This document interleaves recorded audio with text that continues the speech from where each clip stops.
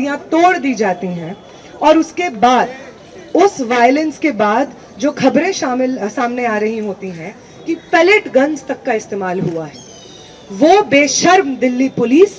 जो 2 दिन पहले तक डिनाई कर रही थी कि कोई पैलेट गन का इस्तेमाल नहीं हुआ है, जब मीडिया ने इसको मैसिव स्केल पे कवर किया, एक मीडिया कर्मी का MLC निकला, उसमें आया कि उनको पैलेट आया है,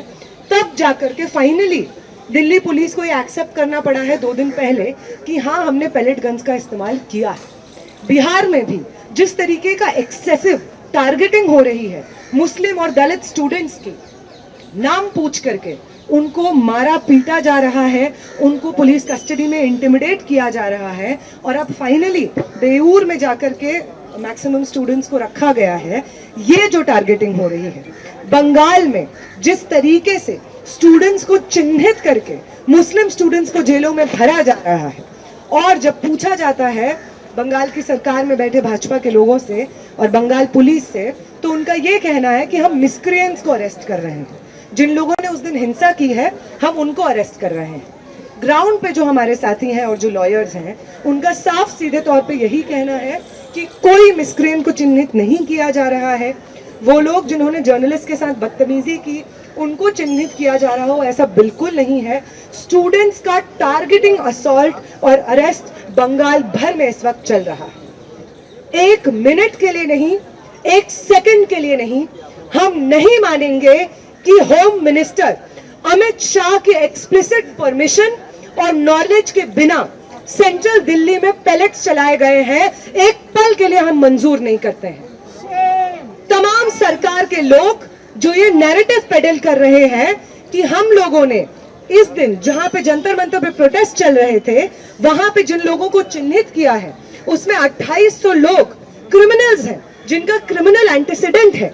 आप ये बताइए, आप दिल्ली पुलिस के लोग हैं, आपके पास पूरी व्यवस्था मौजूद है, पूरा सर्वेलेंस का सिस्टम मौजूद है, आप क्यों इंतजार कर रहे थे कि एक बड़ा प्रोटेस्ट होगा जंतर मंतर पे जिसमें सब लोग आएंगे, सारे अपराधी आएंगे और उसके बाद हम चिन्हित करेंगे? पुलिस का काम क्या ये है कि वो इंतजार करते रहे कि मुजरिम उसके पास चल के आए और तब जाके वो कोई कार्रवाई ले? और अगर ऐसा नहीं है, और अगर आप ये जो 2800 का आंकड़ा बता रहे हैं वो एक बढ़ा चढ़ा करके आंकड़ा बता रहे हैं, हमारे प्रोटेस्ट को डिस्क्रेडिट करने के लिए बता रहे हैं, तो हमारा आपसे ये सवाल है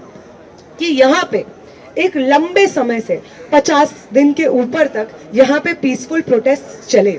उन पीसफुल प्रोटेस्ट की जो मांग थी, मेन डिमांड, धर्मेंद्र प्रधान का इस्तीफा, उस इस्तीफे को, उस डिमांड को माना गया और सरकार ने अपने रिप्रेजेंटेटिव को भेज करके इस चीज को वैलिडेट किया कि यहाँ पे जो स्टूडेंट्स के प्रोटेस्ट हो रहे थे वो जायज हो रहे थे, उसकी डिमांड्स जायज हैं। उसके बाद अब जब सत्ता में बैठे लोगों का अहंकार टूटा है, आपकी घर घर में थू थू हो रही है, 20 तारीख को आपने जो हिंसा की है, आप लोगों को इंसान नहीं समझा जा रहा है, पुलिस कर्मियों को, सिक्योरिटी पर्सनल्स को,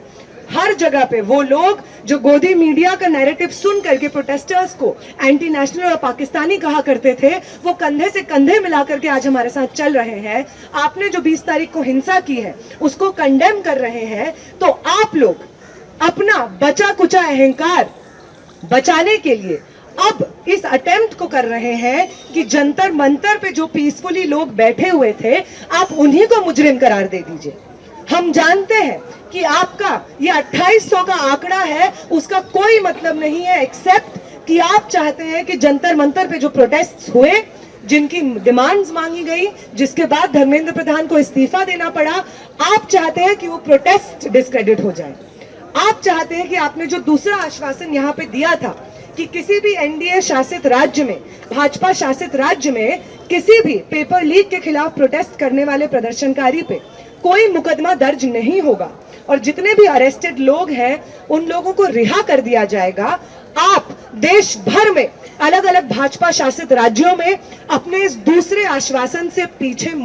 पैर मोड़ रहे हैं, मुकर रहे हैं और इसके खिलाफ अलग अलग राज्यों में स्टूडेंट्स प्रोटेस्ट कर रहे हैं। आप चाहते हैं कि 2800 का आंकड़ा बता करके डिनाई करके कि आपने हिंसा नहीं की है, या लोअर लेवल के एम्प्लॉइज को, आप ऑफिशियल्स को बर्खास्त करके आप चाहते हैं कि हमारा ये जो प्रोटेस्ट है वो आप डिस्क्रेडिट कर दें और आप अपने अश्योरेंसेस से जो इस वक्त पैर पीछे खींच रहे हैं, वो अश्योरेंसेस से आपको पैर पीछे खींचने का पूरा मौका मिले और साथ साथ आप हमारे ऊपर अपने क्रैकडाउन को जस्टिफाई कर सकें।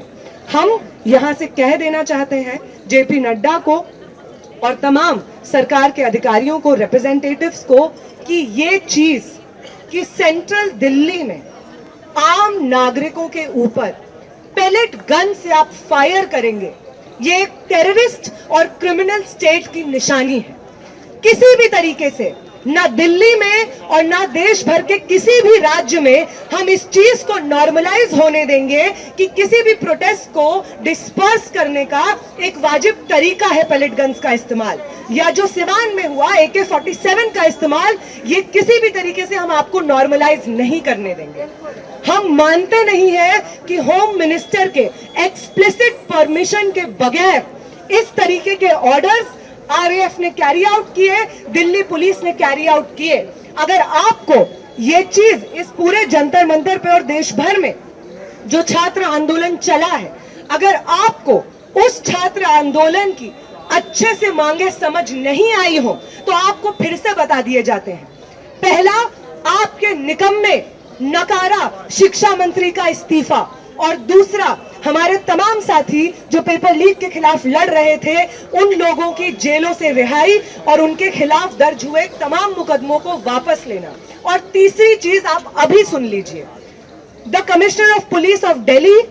The home minister of this country Amit Shah will not be allowed to escape without providing accountability for the pellet injuries to protesters. देश भर में जो ये एंटी मुस्लिम और एंटी दलित विच हंट हो रहा है प्रोटेस्टर्स का, ये नहीं हो सकता।